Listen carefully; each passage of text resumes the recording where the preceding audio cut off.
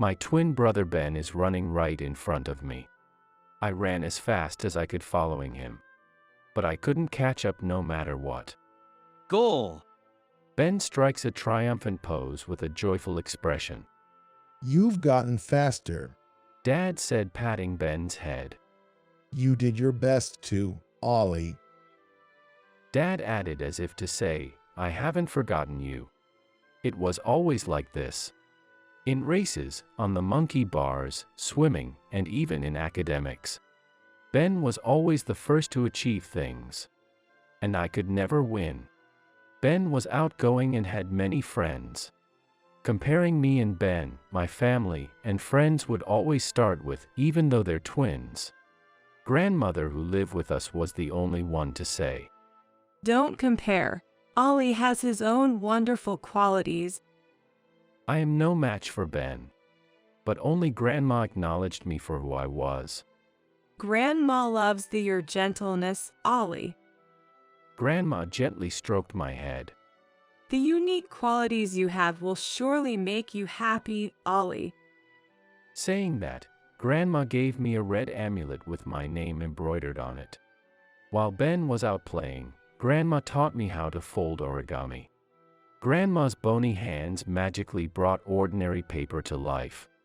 I was especially amazed when she showed me a decorative ball made from 12 paper. I loved spending time with my grandma. Our beloved grandma passed away when I was in 8th grade. Grandma, who always defended me. Grandma, who was the only support of my heart. After saying our final goodbyes, I blankly stared at the blue sky. It felt like I could see Grandma ascending to heaven. I love her so much. How should I live without her? A tear rolled down my cheek. Ever since Grandma passed away, I locked myself in my room. I started avoiding being seen with Ben to avoid being compared. Why is Ben so energetic while Ollie is like that? I covered my ears when I heard my parents say this. Everything looked black and white except for the ball my grandmother made with origami. I decided to go to a different high school away from Ben. Without Ben around, I slowly started to find myself in high school. During my senior year, I had my first girlfriend. We met at a SAT training class and I told Nana, my girlfriend, about Ben. I had to. Ben was attending the same SAT class. Wow, you two look so alike. Nana said, frolicking innocently, watching Nana chatting happily with Ben. I was barely keeping myself calm. The day of the SAT came. I put the amulet my grandmother gave me in my pocket and left the house at the same time as Ben. It was when we crossed a small railway crossing. When I looked back, I saw a wheelchair that had just passed by us was toppled over on the gravel-covered tracks. It seemed that the wheelchair's tire got caught in a dent on the uneven concrete and lost balance. An old woman had been thrown out from the wheelchair. Hey, Ollie. What are you doing? We're going to miss our ride. I'm going ahead. Ben called out to me, who was frozen on the spot. A woman who seemed to have been pushing the wheelchair was desperately trying to pick the wheelchair up. The gate began to lower. This is bad, a train is coming. I rushed over to them. Are you okay? I tried to help the woman lift the wheelchair, but it wouldn't budge, probably because some metal part got caught in a gap in the tracks. The gate was fully down. Oh no, the train is coming. With all my might, I desperately lifted the wheelchair. Ooh. With a scraping sound, I managed to get the wheelchair out from the cracks. I could see the train approaching. Run! I pushed the wheelchair and pulled the woman, running as fast as I could away from the railroad crossing gate.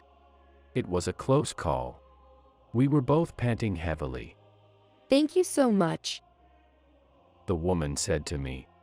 Feeling relieved, I said, I'm glad we made it in time, and looked at the old lady. She must have been really scared. as she was trembling slightly. "Are you all right?" When I asked, she nodded several times and held my hand with her bony, warm fingers and said, Thank you. Her hand reminded me of my own grandmother. I held her hand and knelt down to look her in the eyes, and said, "I'm glad you're safe. Watch out for the dent there." The old lady nodded repeatedly. Thank you so much. I heard her say as I rushed to the station. As I raced down the stairs, I saw the train just pulling away. Damn! I missed it. In that moment, I realized that the amulet my grandmother gave me, which was supposed to be in my pocket, was missing. I must have dropped it somewhere. I took the next train and headed to the SAT venue at full speed, barely making it in time. However, I couldn't concentrate on the test. I was quite confident I failed. On my way home, I desperately searched for the lost amulet, but couldn't find it anywhere. Long preparation for the SAT ended and Ben was admitted to a prestigious private university. But I had to take a gap year. Nana became a college student and I was unable to see her as often as before. One day, Kevin, who attended the same SAT course, came up to me and said, "I saw you walking with your girlfriend at the mall yesterday." "What?" "I was at the library all day yesterday. It must have been Ben." The thought immediately came to me. I couldn't think of anything else. Did you pretend to be me and go out with Nana? When I got home, I confronted Ben immediately. Nana asked me to accompany her shopping. You were studying, and I didn't want to bother you. Ben said. I couldn't shake my irritation away and called Nana to our regular meeting spot. Nana, very different from her high school days, was dressed flashily and had her makeup perfectly done. I felt like I was left behind. While overwhelmed by Nana's new look, I asked her about Ben and she easily admitted. She said with a sullen voice, "I can't rely on you. You still have to study for the exam test next year. Compared to you, Ben is confident and cool. He has the academic background that matches mine too." I felt shocked like I was hit by lightning. Nana added, "I don't want to see you anymore. Ben can take me to various places. I want to enjoy my college life." Leaving me stunned, Nana hastily left. Did I lose to Ben again? Ben always gets everything. And now he even took Nana from me. If I was more reliable, more assertive, smarter, had higher SAT score, and was more like Ben. Overwhelmed with intense self-deprecation, I continued to study hard while Ben was out having fun. The following year, I was admitted to the school I wanted to go to. After I joined university, Nana started contacting me.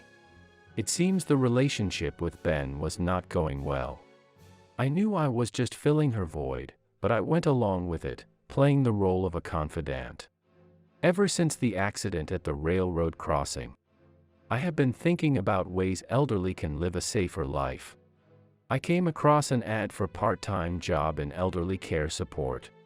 I applied and started visiting homes of the elderly, providing support under the guidance of my seniors. One day, I visited Mrs. Smith's house. Susan reminded me of someone. "I'm Ollie." I introduced myself and Susan's granddaughter, Emily, seemed to recognize me. By any chance, did you help a wheelchair at the train crossing before? "Yes, was that you?" Thank you so much for your help at that time. Emily smiled and took out something wrapped in paper from the back of the room. I think this belongs to you. She unwrapped the white paper and there it was, my amulet with the embroidery Ollie. "That's it. I've been looking for it for a long time." I found it at the railroad crossing. It had your name on it, so I thought it might be important. But I didn't have a way to give it back to you. I was surprised and explained that it was a precious amulet given to me by my grandmother. Emily explained that after losing her parents in an accident, she has been living with her grandmother, Susan. I devoted myself to Susan as if making up for what I couldn't do for my own grandmother. The way she said, "Thank you," made me happier than ever. Mrs. Smith always looked forward to my visits, and I started enjoying them too. Emily, who was 6 years older, worked at a local bakery. I started visiting that bakery quite often. At first, most of my conversations with Emily was about Susan, but over time, we also began discussing my future dreams and job prospects. Ben, who was a year senior to me, had landed a job at a famous advertising agency and was quite proud of it. I was torn between aiming for a big corporation like Ben or pursuing a career in welfare services. I couldn't help but constantly compare myself to Ben, who always seemed a step ahead. You're not Ben.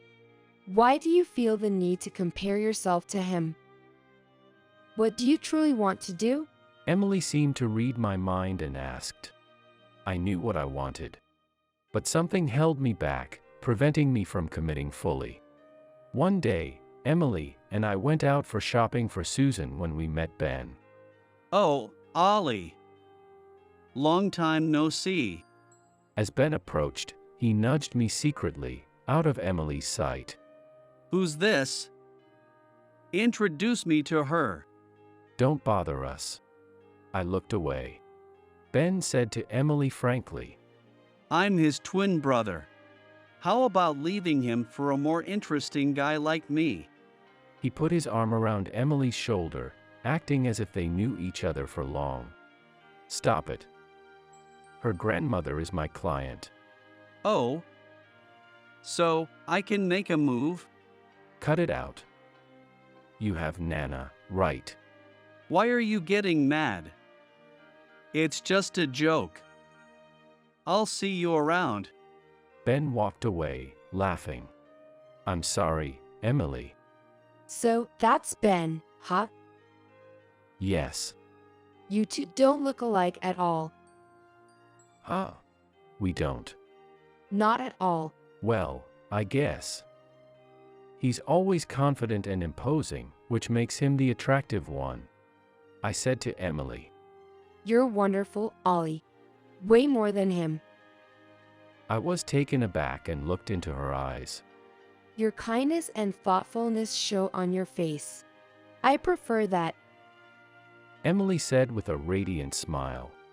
I couldn't look away from her eyes. I was captured. Your unique strengths will surely bring you happiness, Ollie. My grandmother's words echoed in my heart. I realized that I should just be myself. I'll go my own way. The hesitation deep inside my heart has finally been blown away.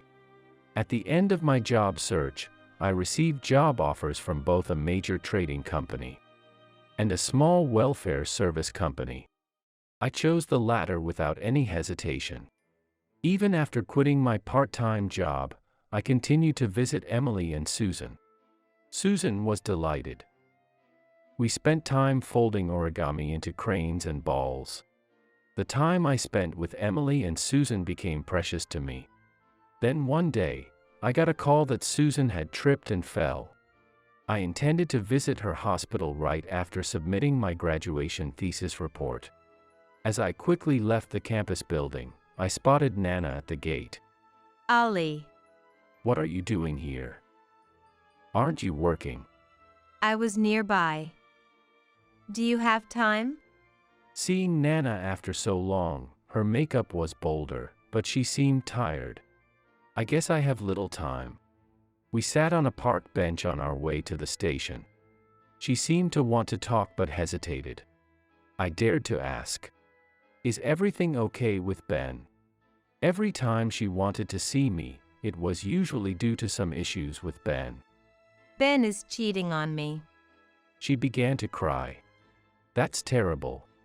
Suddenly, Nana hugged me. I'm sorry. It was all my fault. Nana. I need you, Ollie. When I remained silent, Nana, with tearful eyes, confessed. I realized that I love you, Ollie. As a substitute for Ben. Taken aback, she hesitated. No, it's not like that. I continued. So now you miss me. Even if I don't become a businessman, is that all right? What? Are you joking? I could see Nana's distress. Just as I thought. I'm going to work at a welfare company. Why? Wouldn't a trading company pay much better?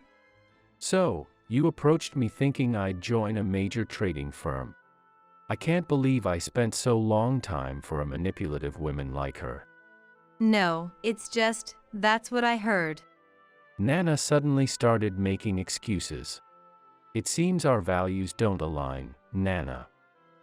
I won't replace Ben, and Ben won't replace me. I'm going my own way. I'll be where I'm truly needed. What? Who? Ollie. Wait. I said goodbye to the distraught Nana and headed to the hospital where both Emily and Susan were. Upon spotting Emily in the hospital waiting room, I rushed to her side. How is Susan? She had a stroke. Fortunately, it's not too serious. They're currently examining her brain blood flow. Saying this, Emily looked down. What if she has after effects? Will I lose my only family member? I sat beside trembling Emily, holding her slender, cold hand with my right hand. It'll be all right. Let's pray. Okay.